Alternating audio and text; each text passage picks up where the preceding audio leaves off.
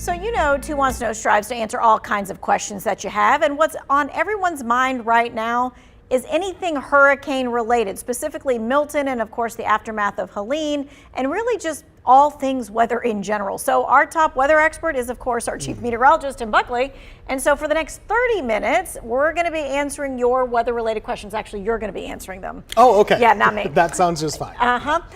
So this is what you do. You text your questions, and this is when you're gonna be able to get your question directly to Tim, and you'll be able to get that question answered right here on live TV. So 336-379-5775. It doesn't have to be just about the hurricane. It can be a weather related question. We get all kinds of weather related questions all the time. So you've talked briefly during our shows and created all these articles on the website, but we want to use this time to kind of dig deeper into the tropics. Sure. So, and like both storms. So like this first one, why is this one so strong?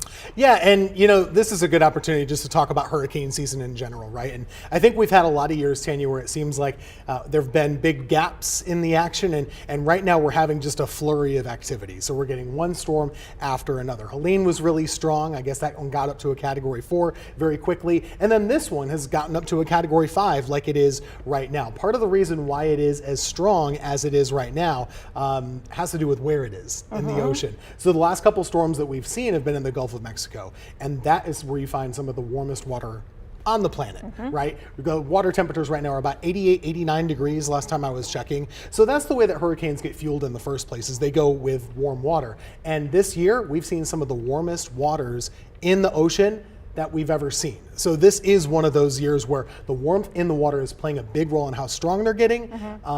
And we talked about this in May. You know, we put out our hurricane forecast back in May. Everybody, whoever you asked, said, we're really worried about this year because of how warm the water is. You can still get gaps in the action. August was really quiet, but that had more to do with harsher winds in the atmosphere. And right now, just all the factors are lined up to make hurricanes really quickly, and that's not what you want to see.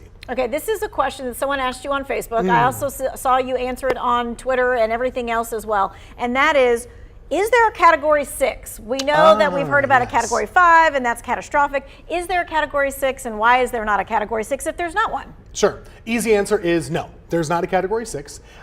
It is a common question. And I get the reason why people are asking it, right? They're saying, well, if this one is way worse than your usual Category 5, well, why not have a different category? The reason the categories exist in the first place has to do with the type of damage that they cause. So when you make a scale for hurricanes 1 through 5, the reason Category 5 exists is set to mean that there is just not going to be much of anything left.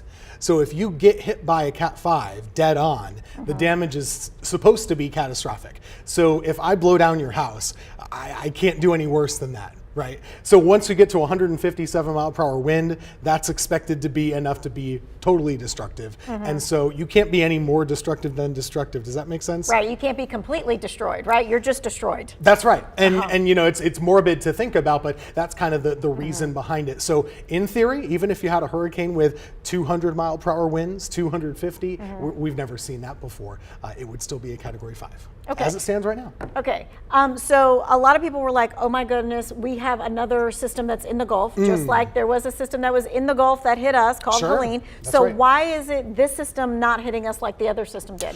Yeah, and the simple answer for that is that the weather is always changing.